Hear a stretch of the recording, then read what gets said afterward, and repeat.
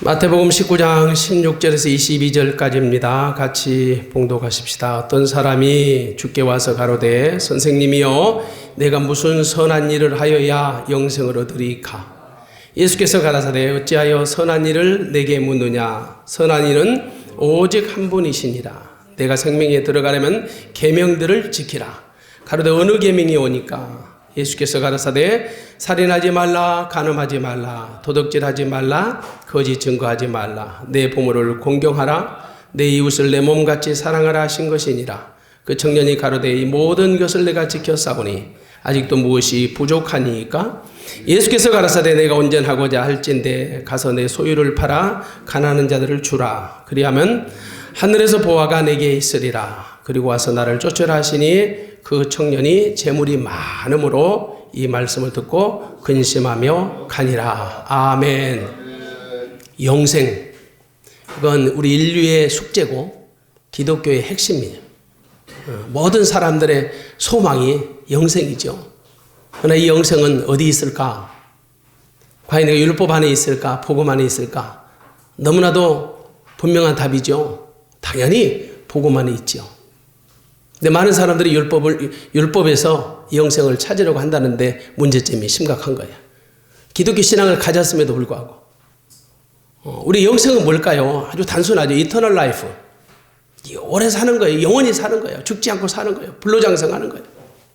이렇게 단순하게 얘기하면 일반적인 어떤 시간적인 개념에서 우리의 영생을 그렇게 말할 수 있죠. 그러나 우리가 기독교 신앙을 가진 사람으로서 성숙하게 말하면 과연 영생이 뭐냐? 영생은 사망에서 생명으로 옮기는 것이에요.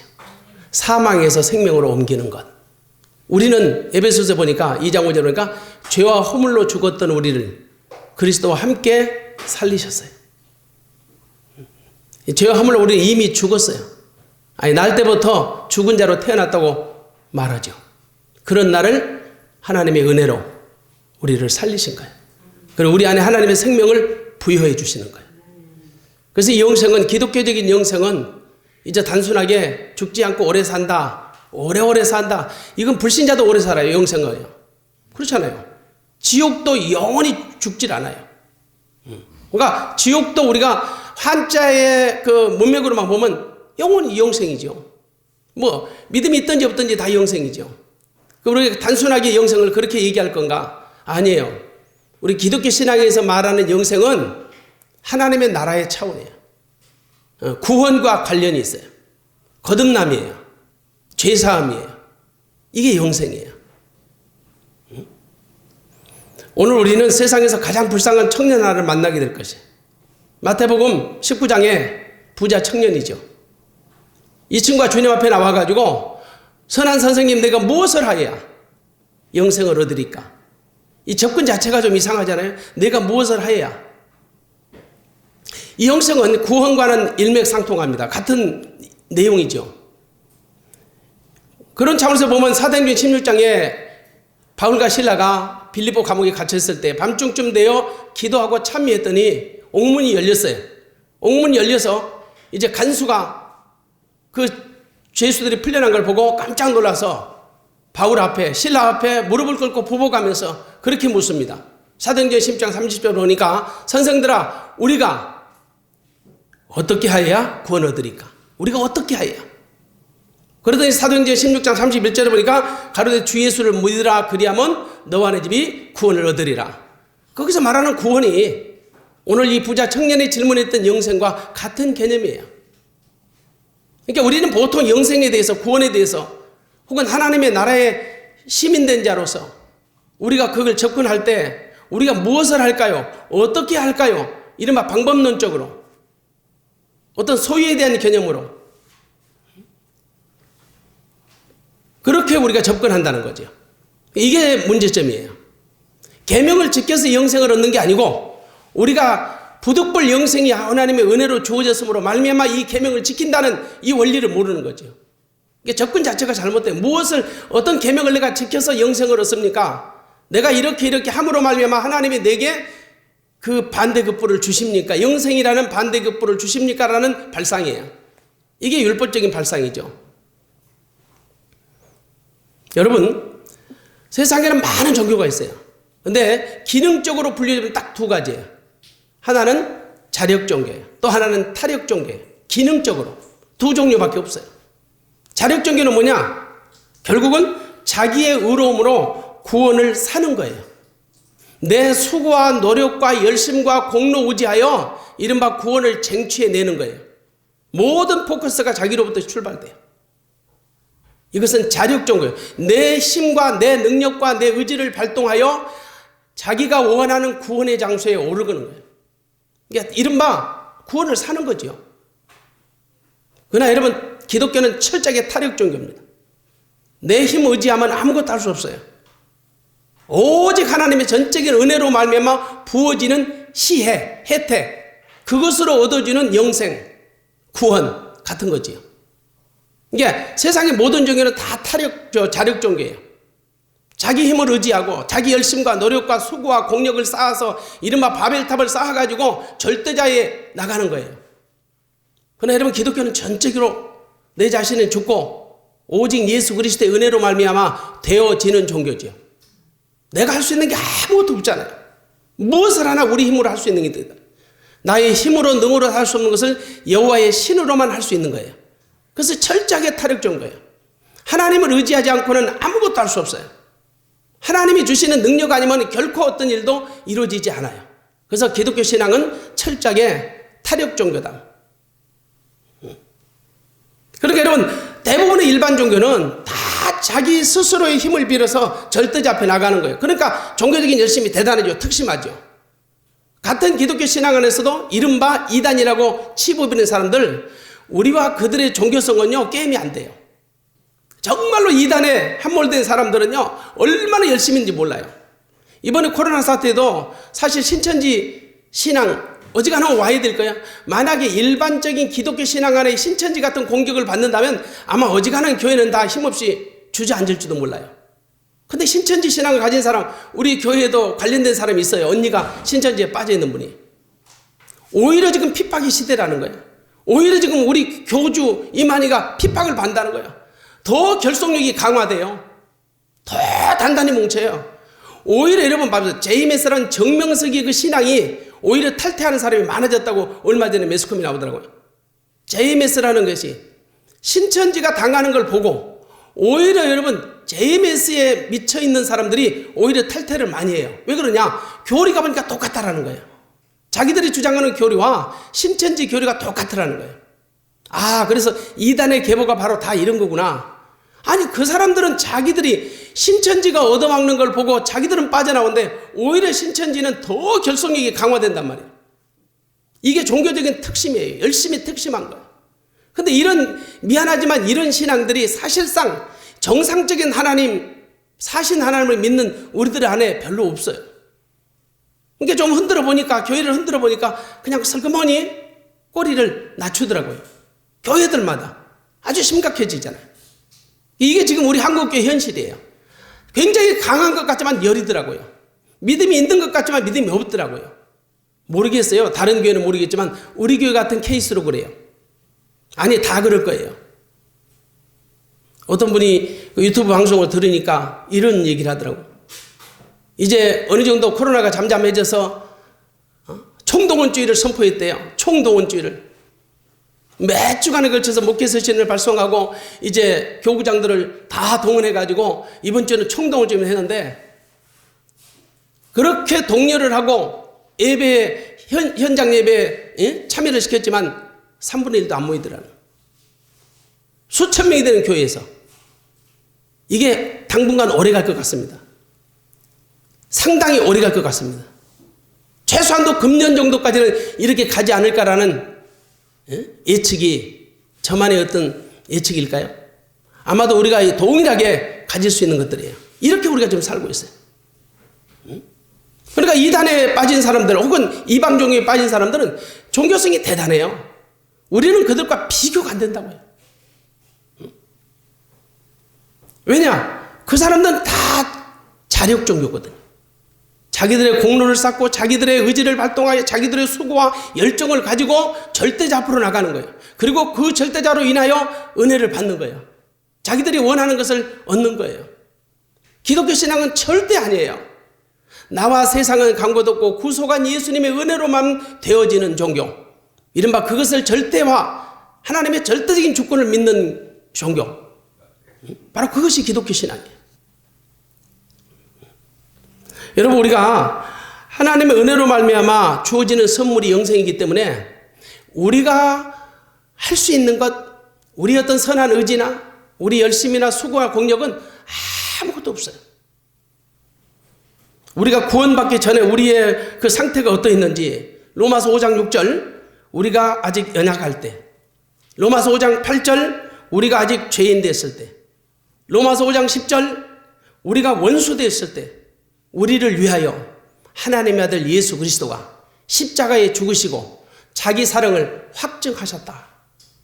우리가 연약할 때, 우리가 죄인 되었을 때, 우리가 원수 되었을 때, 정말 우리가 하나님으로부터 영생을 얻을 수 있는 아무런 자격이 없을 때, 정말 철저하게 초라하고 연약하고 비참한 영혼의 상태에 있을 때, 하나님의 적극적인 은혜로, 절대적인 은혜로 아들 예수 그리스도를 통하여 우리에게 구원의 생명, 영생을 우리에게 허락하셨다는 거지.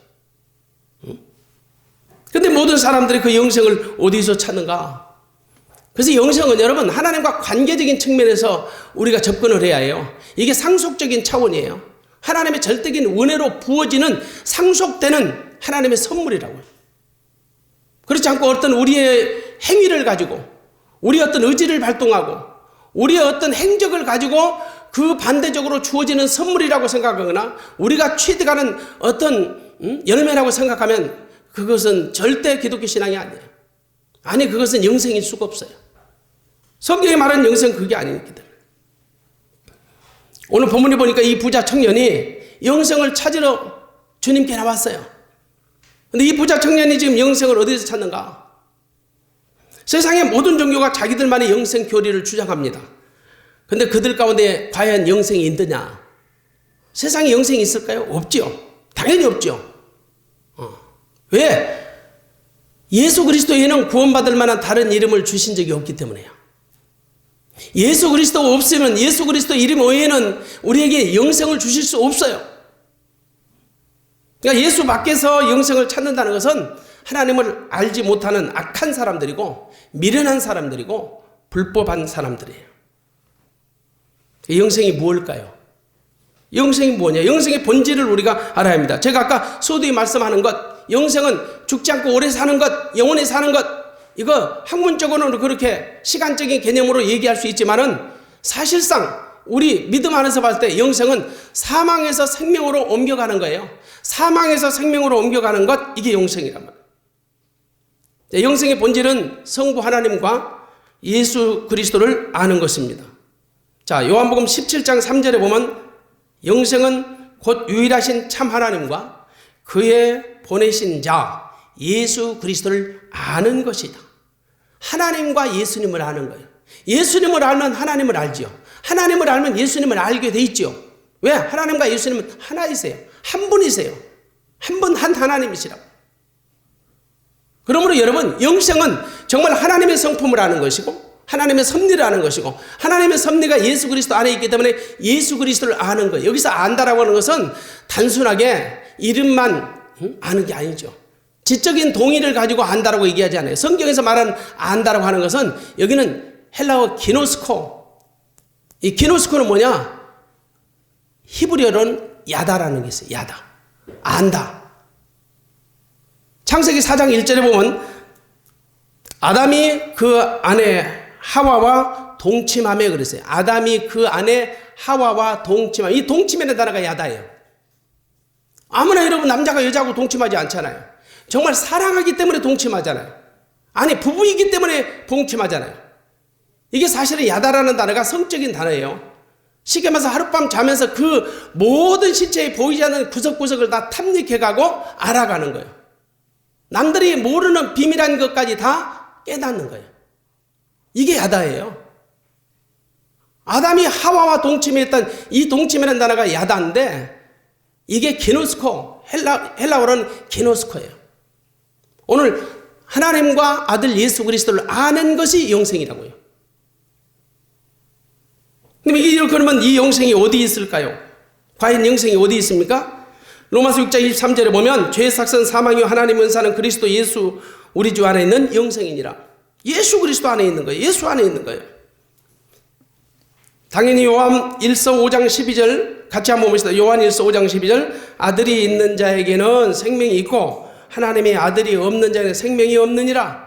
아들이 있는 자에게는 생명이 있고 아들이 없는 자는 생명이 없어요. 하나님의 아들 예수 그리스도가 내 안에 나를 성전 삼고 계시다는 믿음의 확신이 있는 자는 하나님의 영생이 주어진 거예요. 근데 아들이 있는 것이 확신이 되지 않아. 그런 믿음이 아니에요. 미안합니다. 영생 없는 거죠. 영생 받지 못하는 거죠. 영원한 생명을 얻지 못한 거죠. 요한복음 3장 36절에 이렇게 말씀합니다. 아들을 믿는 자는 영생이 있고 아들을 순종치 아니하는 자는 영생을 보지 못하고 도리어 하나님의 진노가 그 위에 머물러 있느니라. 아들을 믿는 자는 영생이 있어요. 아들을 믿는 자는. 아들을 우리가 믿음으로 말미암아 영생이 우리에게 주어지는데 요한복음 5장 24절에 보니까 내가 진실로 진실로 너희에게 이르니 내 말을 듣고 나 보내신 이를 믿는 자는 영생을 얻었고 과거 완료예요. 나 보내신 이를 믿는 자는 영생을 얻었고 심판에 이르지 아니하나니 사망에서 생명으로 옮겼느니라. 영생은 사망에서 생명으로 옮긴 거예요. 언제? 예수를 그리스도로 믿는 순간 우리의 구원은, 우리의 영생은 확보된 거예요. 성취된 거예요. 점진적으로 우리의 영생이 성취된 게 아니라 예수를 그리스도로 인격적으로 영접하는 순간 우리의 구원, 이른바 영생은 확보된 겁니다. 성취된 겁니다. 그래서 시제가 영생을 얻었고 과거 완료예요. 얻을 것이다도 아니에요. 믿는 자는 영생을 얻은 거예요. 그러면 여러분 예수를 그리스도로 믿고 정말 우리가 여러분 고백하는 것처럼 새 언약의 중보자이신 예수 그리스도가 내 안에 나를 성전 삼고 와 계심을 믿고 오직 그분이 주신 머리 되시고 왕 되시고 주가 되신 그분이 주시는 마음으로 살아가는 자는 영생을 얻은 거예요. 더 말할 것도 없어요. 내 안에 예수님 계시니까 우리 안에 영원한 생명, 예수 그리스도가 주시는 생명을 얻은 거죠. 나는 길이요 진리요 생명이니 나로 말미암지 않고는 아버지께 올 자가 없느니라. 아버지께 갈 자가 아니에요. 아버지께 올 자예요. 내가 말하노니 나는 길이요 진리요 생명이니 나로 말미암지 않고는 아버지께 올 자가 없느니라. 왜? 아버지 안에 예수님이 계시는 거예요. 예수님 안에 아버지 계시는 거예요. 이 아버지와 예수님은 하나예요. 아버지는 저 천상에 계시고 아들을 보내셔서 아버지한테 가는 게 아니에요. 예수 그리스도가 아버지 안에 계시는 거예요. 아버지 안에 계시기 때문에 여러분 예수님께서 뭐라고 하냐? 나는 길이요 진리요 생명이 나로 말미암아 아버지께 올 자예요. 올 자, 갈 자가 아니에요. 내 이름으로 가라? 저 아버지 계신 저 천상으로 가라? 이런 개념이 아니죠. 아버지 안에 계신 예수님이 올 자라고 표현하는 것은 예수 그리스도 안에 아버지 생명이 있고 그 아버지 생명이 각 심령마다 다 공여되고 분여된 거예요. 다 임재하시는 거. 할렐루야. 그래서 이제는 하나님이 주신 아들의 생명으로 우리가 사는 거죠. 하나님의 생명이. 그게 영생이에요. 자, 세 번째 보면요. 이제 우리가 기독교 신앙 안으로 들어와서 영생을 좀 살펴보려고 합니다. 과연 기독교 신앙을 가진 자들 누구든지 영생을 받았을까요? 결단코 아니죠. 그럴 수 없죠. 어찌 보면 기독교 신앙을 가졌다는 한 가지 조건 때문에 훨씬 더 위험에 빠질 수도 있어요. 구원의 사각지도가 될 수 있다고요. 여러분 구원받은 것처럼 오해하고 착각하기 때문에 기독교 신앙은요 크게 두 종류로 우리가 분별할 수 있지요. 하나는 율법적 신앙이 있어요. 또 하나는 복음적 신앙이에요. 여러분 율법의 신앙에는 영생이 있을까요 없을까요? 없죠. 율법이 영생이 없다라는 건 아니에요. 우리가 잘못 착각하면 안 돼요. 율법으로도 얼마든지 구원받을 수 있어요. 그 율법을 지키지 못한 내가 그 율법으로 말미암아 구원을 이룰 수가 없는 거죠. 율법도 선한 것이라고. 율법은 하나님의 선한 계명이에요. 온전한 계명이에요. 율법을 지키지 못하는 우리 인간이 연약하고 우리 인간의 죄성으로 말미암아 그 율법을 다 순종할 수 없고 이룰 수 없기 때문에 구원을 이룰 수가 없는 거지. 율법 자체가 불법이라거나 율법이 악한 법은 아니잖아요. 율법도 하나님의 법이잖아요. 분명하죠. 율법을 행한 대로 우리는 구원받아요. 율법을 행할 수 있나요? 행할 수가 없는 거지요. 불구하고 여러분 율법의 신앙에는 절대적으로 영생이 없는데도 사람들은 율법적인 접근을 해요. 여러분 율법은 장차 오는 좋은 일의 그림자에 불과합니다. 자, 히브리서 10장 1절 보십시오. 율법은 장차 오는 좋은 일의 그림자요 참 형상이 아니므로 해마다 드리는 바 같은 제사로는 누구든지 온전케 할 수 없느니라. 좋은 일이 뭐예요? 그림자예요. 좋은 일이 뭘까요? 굿뉴스예요. 굿뉴스 뭐예요? 복음이에요. 복음 뭐예요? 새 언약에 계신 예수 그리스도예요. 이게 좋은 일의 그림자예요. 그래서 여러분 율법으로 세워지는 것보다는 복음으로 무너지는 것이 훨씬 축복이에요. 율법으로 막 든든히 세워지고 견고하게 세워지고 율법으로는 흠이 없다고 생각하고 율법으로는 나보다 더 훌륭한 사람이 없을 정도로 자기를 자랑하는 율법으로 여러분 든든히 세워지는 것보다는 복음으로 무너지고 복음으로 붕괴되는 거예요. 하나님, 나는 죄인 중에 괴수예요. 나는 할 수 있는 게 아무것도 없어요. 나의 연약함과 초라함, 하나님의 절대적인 은혜 없이는 한날 한시도 살 수 없다고요. 이 복음의 거울 앞에서, 복음 앞에서 우리 자신이 무너질 때 이 진짜 영생이 주어지는 거죠. 여러분 율법으로 우리가 구원받을 수 없음에도, 영생을 얻을 수 없음에도 불구하고 왜 우리에게 율법을 주시는 것일까요? 그것은 우리의 죄를 깨닫기 위함입니다. 그래서 율법으로 영생을 접근하는 방식은 영적으로 무지한 것이고 반기독교적인 발상이에요. 여러분 부자 청년은 예수님께 나와서 어떻게 말했어요?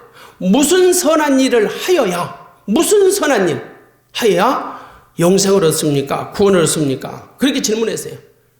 아마도 이 부자 청년은 율법주의에 민감했을 거예요. 율법으로 잘 훈련되고 길들여졌을 거예요. 누구 못지않게 종교적인 우월감이 있었고 의무감과 책임과 도덕성이 충만했을 거예요. 그래서 영생을 율법에서 찾으려고 한 거예요.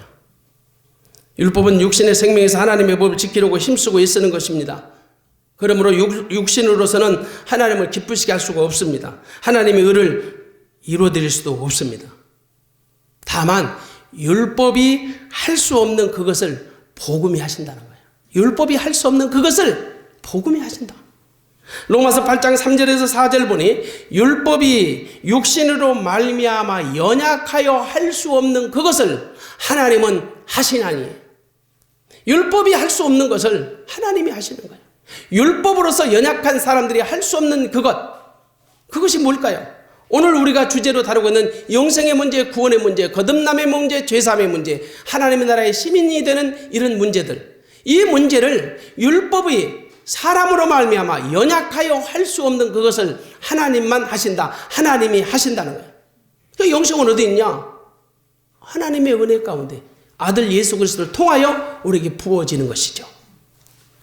여러분, 그 율법을 가지고 계명을 가지고 나름대로 충실했던 이 부자 청년은 예수님께 나와서 아마 칭찬받고 싶었을 거예요.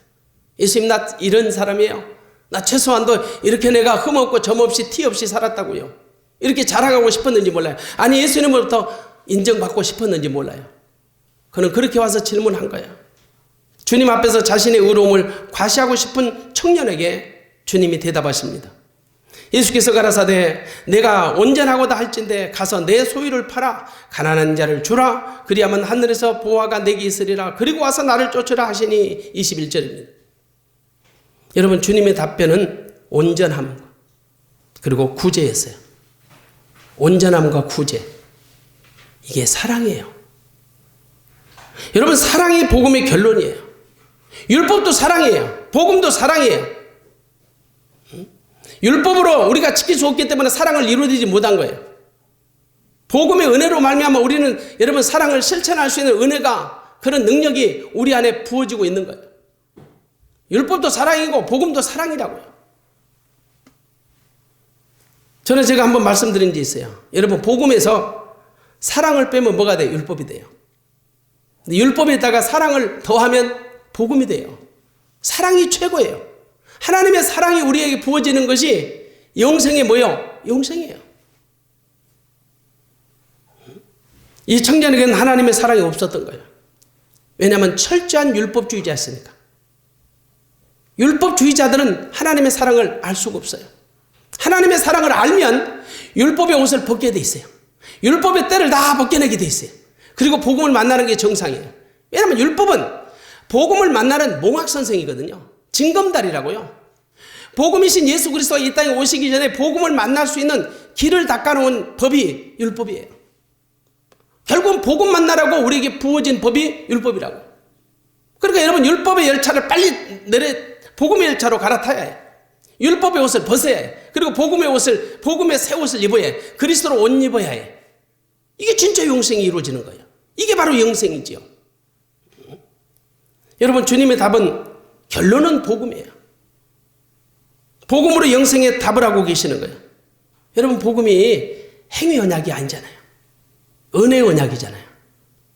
그래서 여러분 복음은 도라고 하는 행위가 아니라 던이라고 하는 하나님이 그리스도를 통해 이뤄놓으신 일, 그것을 믿음으로 수용하는 것, 믿음으로 억셉트 받아들이는 것, 이것이 바로 복음이에요. 그런데 여러분 하나님의 은혜를 인정하지 못하고 자신의 공로와 자기의 어떤 노력을 통해서 조금이라도 하나님의 의를 이루어 드린다고 하는 것은 그 자체가 율법이에요. 그런 사람들은 하나님을 위해서 자기 의가 추가될 때 상당히 포만감을 느껴요. 뿌듯함을 느껴요. 당신이 하나님의 일을 하고 그것으로 굉장한 자긍심을 느껴요. 그래서 그들은 영생 얻는 것도 자신의 선한 행실과 의지, 수고, 노력, 열정 이런 것들이 추가되는 줄 알아요. 누구처럼? 부자 청년처럼. 이 청년처럼 말이에요. 영생은 어디 있습니까? 복음 안에 있습니다. 아니, 복음이 영생입니다. 여러분 복음을 설계하신 분이 계시죠? 삼위 하나님의 관점으로 보면 성부 하나님이 복음을 설계하신 거예요. 복음을 시작은 예수 그리스도를 통하여 하시는 거예요.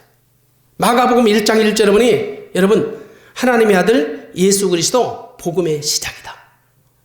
하나님이 복음을 설계하신 거예요. 언제요? 하나님이 세상을 이처럼 사랑하사 독생자를 주셨으니 이는 저를 믿는 자마다 멸망치 않고 영생을 얻게 하려 하십니다. 영생을, 구원을. 이게 복음이라고요. 이게 복음이라고요. 영생의 복음, 구원의 복음.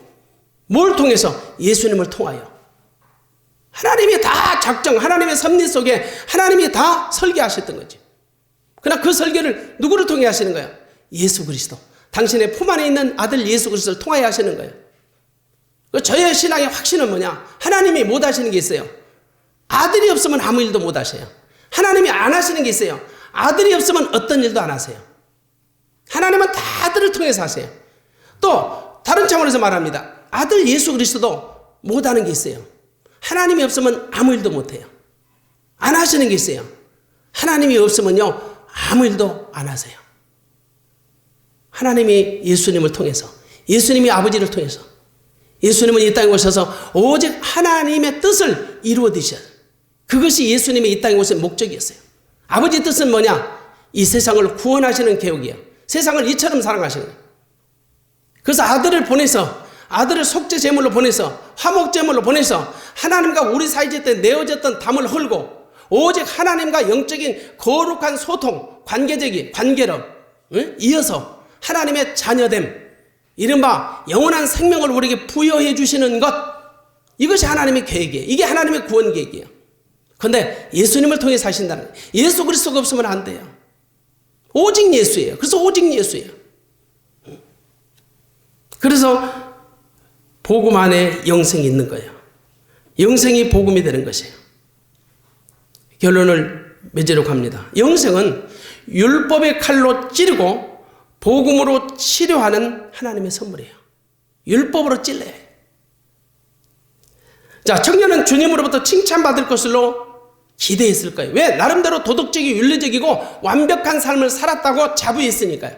그래서 떳떳하게 나와서 예수님 앞에 그렇게 말하고, 선한 선생님, 내가 무슨 선한 일을 해요? 선한 일, 무슨 착한 일, 의로운 일, 다른 사람보다 내가 훨씬 도덕과 윤리성이 있는 일을 함으로 인하여 하나님의 의로움에 도달한 걸로 착각하는 거예요. 무슨 선한 일을 해야 내가 영생을 얻으리까? 영생에 대한 궁금증이 있었고 영생에 대한 갈급함이 있었어요. 그러나 접근이 잘못된 거예요. 무슨 선한 일을, 어떤 착한 일을. 오늘 여러분 이런 교리에, 이런 사고에 함몰된 그리스도인들이 많아요. 그래서 교회 안에서 열심을 내보는 거예요. 전도도 열심히 하고, 기도도 열심히 하고, 예배도 열심히 해보고, 자기의 의와 자기의 공력을 추가해가지고 하나님의 사랑을 여러분 정치하려는, 얻으려고 하는, 물론 그런 것도 필요해요. 그러나 내가 할 수 있는 건 아니에요. 아마도 여러분 이 부자 청년은 정말 주님으로부터 칭찬받을 줄 알았어요. 근데 여러분 주님이요 그의 전곡을 찔러요. 전곡을 찔러요. 사실 청년은 다른 사람보다 윤리적이고 도덕적이고 선한 사람인 것은 분명합니다. 그러나 여러분 그 청년이 말하는 선한 일은 다른 사람과 비교했을 때 상대적으로 내가 다른 사람보다 더 선하고 착하고 정직하고 계명에 충실했다는 그런 관점으로 얘기한 거예요. 여러분 선행의 인간 선행의 카트라인이 인간에게 있지 않습니다. 선, 악을 분별하실 분은 예수님밖에 없어요. 하나님밖에 없어요. 다시 말해서 믿음으로 하지 않는 모든 것은 죄가 돼요. 아무리 그가 여러분 도덕질하지 않고 간음하지 않고 살인하지 않고 이웃 사랑하고 뭐 이런 식으로 이웃을 구제하고 이런 일을 했을지라도 믿음으로 하지 않는 건 다 죄예요. 여러분 믿음으로 기도하지 않는 건 염불이에요. 믿음으로 여러분 믿음이 없이 전도하는 것 자기 의를 싸는 거예요. 믿음이 없이 교회를 부흥시키려는 의지 뭐 때문에 교회를 크게 세우려고 하십니까? 믿음으로 행하지 않은 건 다 죄예요. 숱한 예배를 드릴지라도 믿음으로 드리지 않는 예배가 죄가 된 줄 아세요? 말라기 선지자에 보면 차라리 성전문을 닫아버렸으면 좋겠대요. 차라리 좀 제발 좀 수요 예배, 금요 예배, 각종 예배 좀 드리지 말고 차라리 문 좀 닫았으면 좋겠대. 가끔씩 저는 그런 생각, 그 본문을 볼 때마다 이런 생각이에요. 보통 우리가 여러분 보세요. 부모님들 칠순잔치나 팔순잔치나 뭐 예전에 회갑잔치나 이렇게 잔치를 배설해놓고 형제간들끼리 싸워. 한 잔씩 마시고 싸워. 아니 여러분 후사다 말하고 좋은 일을 벌려놓고 싸운단 말이에요. 왜 그 잔치는 배설해놓고 형제간들끼리 지지고 먹고 싸워요? 완전 난장판이 되고 말죠. 진짜 예배라는 통로를 통해서 하나님을 기쁘시게 하는데 예배라는 그 허울 좋은 명목을 가지고 오히려 하나님 앞에 범죄하는 거야. 하나님 마음을 섭섭하게 하고 정말로 하나님 마음을 탄식케 하고 이런 우리 믿음 아닌 믿음들을 대부분의 많은 성도들이 사실상 겪고 있다는 거예요. 율법이란 말을 들으면 막 알러지 반응을 나타내고 당신 율법 신앙이 하면 기분 되게 나빠하잖아요. 근데 사는 것 보니까 율법인데 뭐. 당신이 부인할지라도 사는 것 보니까 율법인데 뭐. 너나 나나 할 것 없이. 이걸 어떻게 부인해요? 듣기 싫음에도 불구하고 우리는 율법대로 살고 있더라는 거죠. 여러분 이 바다에 보면요 모래도 가라앉고요 집채만한 큰 바위도 가라앉아요. 여러분 죄는 다 여러분 죄는요 하나님의 뜻대로 행하지 않는 거 믿음으로 행하지 않는 게 다 죄라고요. 아니 누가 대제 소제를 만들었어요?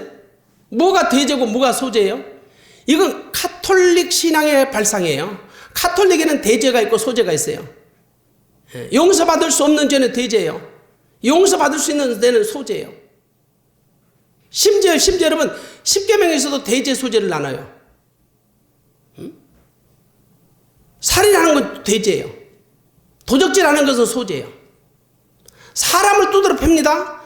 내 아버지를 두드러 패는 것과 남의 집 아저씨를 두드러 팬 거 여기서 갈라져요. 이게 가톨릭에서는. 내 아버지 때린 것은 대제예요. 옆집 아저씨 때리는 것은 소제예요. 이게 무슨 여러분 성경에 뭘 가지고 뭘 근거로 해서 대제 소제를 나눌까요? 성경에 그런 비슷한 유형이 없어요. 그 인간적인 관점에서 대제 소제를 나눈 거죠. 굉장히 아이러니한 거예요. 여러분 대제가 있고 소제가 있나요? 모든 죄는 다 같아요. 거짓말하는 것도 죄예요. 근데 우리는 쉽게 거짓말에 대해서는 보이지 않기 때문에 그냥 그것을 다 합리화시켜버려요. 살다 보면 그럴 수 있는 거지 뭐. 목사이라 할아버지다 그럴 수 있는 거지 뭐. 그리고 자기 양심에 합리화를 해요. 자기를 양심에 보호막을 쳐요. 근데 어떤 드러나는 현상, 남의 물건을 도적질했거나 정말 살인했거나 이렇게 어떤 드러나는 죄의 열매가 있을 때는 그것에 대해서 굉장히 갈등을 느끼고 죄로 여기는 거예요. 이게 신앙의 아이러니예요. 말은 안 건데 이런 유사한 일들을 우리가 하고 있다니까요, 사실은. 그래서 언젠가 제가 말했잖아요. 왜 똑같이 보이는 그냥 맹물 먹을 때는 기도 안 한다고. 근데 비슷하지만 사이다 먹을 때는 또 기도해요. 신기하잖아요. 저도 그런 경험을 하니까. 물 마실 때마다 컵 가지고 물 한 잔 먹으면 나 기도해 본 적이 별로 없어요. 근데 누군가로부터 사이다를 하나 사주면요, 꼭 눈 감습니다. 저만요? 이상하잖아요. 근데 이게 참 있을 수 없는 일인데 우리 안에 은근히 젖어 있어요. 은근히. 대부분의 성도가 저는 예외가 없다고 봅니다. 이게 신앙의 이원론이에요. 이런 이원론적인 사고방식들이 우리 안에 다 있더라고요. 그러니까 100% 율법적인 사람도 없으려니와 저는 100% 복음적인 사람도 없다고 생각해요. 제 나름대로. 여러분이 동의하든지 동의 안 하시든 그건 여러분의 신앙의 문제예요. 저는 그렇게 생각해요. 그럼에도 불구하고 복음이신 예수 그리스도가 나를 차지하고 나의 주인 되고 왕 되고 머리 되고 생명 되고 전부가 돼서 내 안에서 나를 통치하고 지배하고 다스리고 계신 것을 믿는 믿음 안에 살기 때문에 율법이 어떤 그냥 왔다가 빠져나가는 거죠. 금방. 그런 것들이 전부 복음으로 다 용해가 되고 녹아져가지고 복음으로 다 처리가 되는 거죠. 저는 그런 관점으로 제 신앙을 이해하고 삽니다.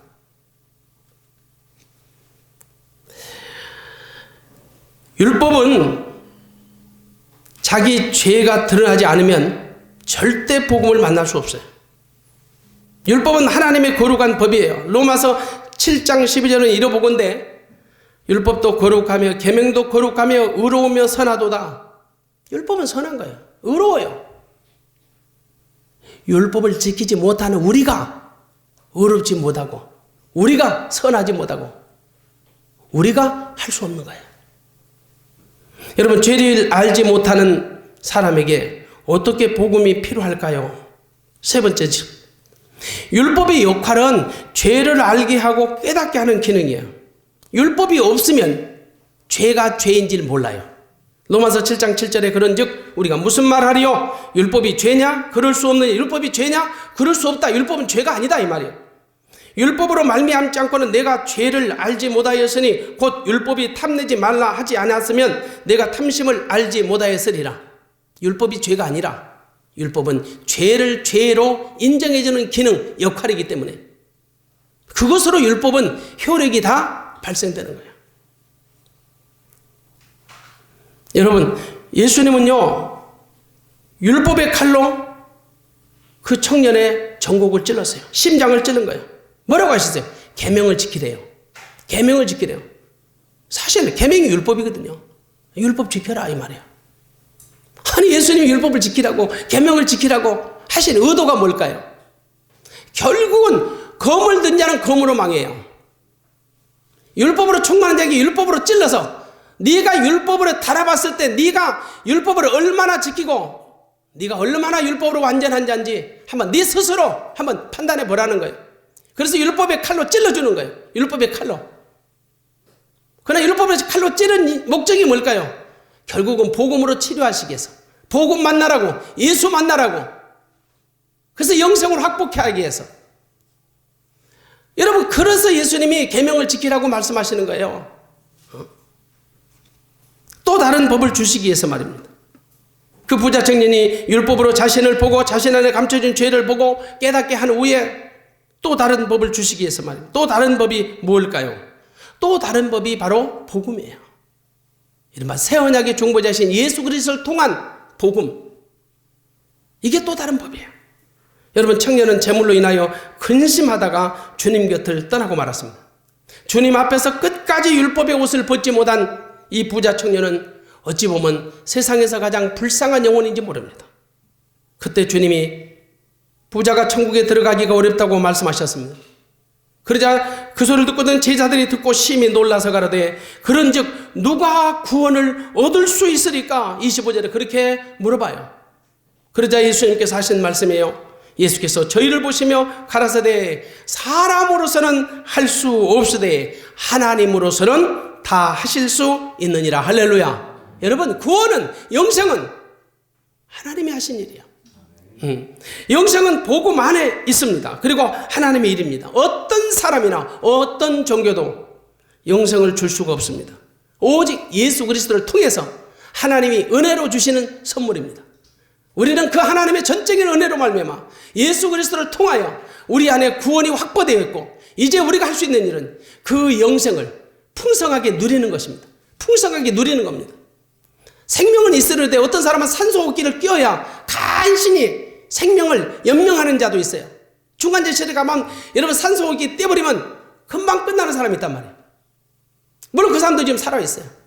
그러나 여러분 활동할 수 있을 정도로 우리는 살아서 있어요. 사람마다 다 육신의 생명이 붙어 있을지라도 사람이 천차만별이듯이 오늘 우리 안에 여러분 영생이 확보되었고 우리가 영생을 선물로 받아서 영원한 생명을 우리 안에 가지고 있을지라도 과연 그 영생을 풍성하게 누리는 사람이 있고 그러지 못한 사람이 있어요. 풍성하게 누리는 게 뭘까요? 하나님의 아들 예수 그리스도를 구하고 찾아서 주님이 머리 대신 주님을 통하여 흘러나오는 마음과 생명으로 사는 거예요. 모든 사사건건에 모든 순간순간마다 하나님의 아들 예수 그리스도가 주시는 마음과 생각으로 사는 것, 이것이 하나님의 생명을, 하나님이 주신 영생을 더 풍성하게 이 땅에서 누릴 수 있는 길이에요. 그 길밖에 없어요. 작은 일에서 큰 일까지 아주 세부적으로 디테일하게 주님 앞에 물어서 주님이 우리 안에 부어주시는 마음, 그분이 주시는 생각, 그것을 통하여 사라지게 될 때 우리는 하나님의 영원한 생명이 우리 안에 확보된 것으로 인하여 풍성하게 누릴 수 있는 그런 믿음의 종들이 될 줄로 믿습니다. 영생의 핵심은 하나님과의 신비로운 연합입니다. 교제입니다. 그래서 하나님과 관계적인 측면에서 여러분 영생을 접근하라고 했어요. 하나님과 관계적인 측면. 이건 상속적인 개념이에요. 하나님의 은혜로 말미암아 당신의 아들들에게 하늘의 여러분 기업을 우리 가운데 선물로 주신 바로 영원한 생명, 이 영생. 오늘 저와 여러분 안에 하나님의 아들을 통한 영생이 부어졌다는 것, 주어졌다는 게 이게 얼마나 감사하고 이게 자다가도 깰 일이잖아요. 다만 우리가 할 수 있는 일은 이 영생을 충만하게 내 안에서 누릴 수 있는 믿음의 성숙한 자가 되시기를 주님의 이름으로 축원합니다. 우리 안에 영생이 있는 걸 알 수 있을까요? 당연히 알죠. 당연히 알죠. 마땅히 압니다. 왜? 영생은 그 어떤 것으로도 그리스도의 사랑에서 우리가 끊어지지 않아요. 우리 안에 한 번 부어진 영생, 한 번 확보된 영생, 그 영생을 이 땅에서 충만하게 누려야 합니다. 이제 장차 영원한 하나님 나라 가서 영생을 누릴 게 아니라 지금으로부터 이 확보된 영생을 우리가 충만하게 누려서 정말 하나님의 나라 영원한 천국에 들어가는 그 순간까지 이 땅에서 하나님의 거룩하신 뜻이 우리를 통하여 이루어지고 나타나지시기를 주님의 이름으로 축원합니다. 기도하겠습니다. 하나님 감사합니다. 오늘 이 부자 청년은 내가 무슨 선한 일을 하여 영생을 얻느냐고 주님 앞에 찾아와서 질문을 했지만은 주님께서는 계명을 지키라고 친히 말씀하셨습니다. 율법을 지키라는 의도가 아니고 계명으로 네 영적인 상태를 너의 열심과 수고와 의지를 한번 바라보고 네가 얼마나 연약하고 네가 얼마나 초라하고 하나님의 적극적인 은혜가 없으면 살 수 없다라는 사실을 이제 복음을 영접할 수 있는 길을 여시사 하나님이 그 청년에게 영생의 교리를 이제 가르치셨습니다. 하지만 이 부자 청년은 그리스도 예수 앞에서 율법의 옷을 벗지 못하고 결국은 재물로 인하여 근심하다가 주님 곁을 떠나고 말았습니다. 오늘 우리 시대에 이런 숱한 영혼들이 얼마나 우리 주변에 많은지 모릅니다. 주여 그 영혼들을 불쌍히 여기시고 하나님의 아들 예수 그리스도를 내 마음의 주요 나의 왕이요 생명과 구주로 영접하여 하나님의 영생이 확보되고 영생을 누리며 살아갈 수 있도록 은총을 더하여 주신 것을 감사합니다. 날마다 영생의 기쁨 속에 하나님의 영광을 드러내며 살아갈 수 있도록 역사해 주시옵소서. 감사하며 예수님 이름으로 기도하옵나이다. 아멘.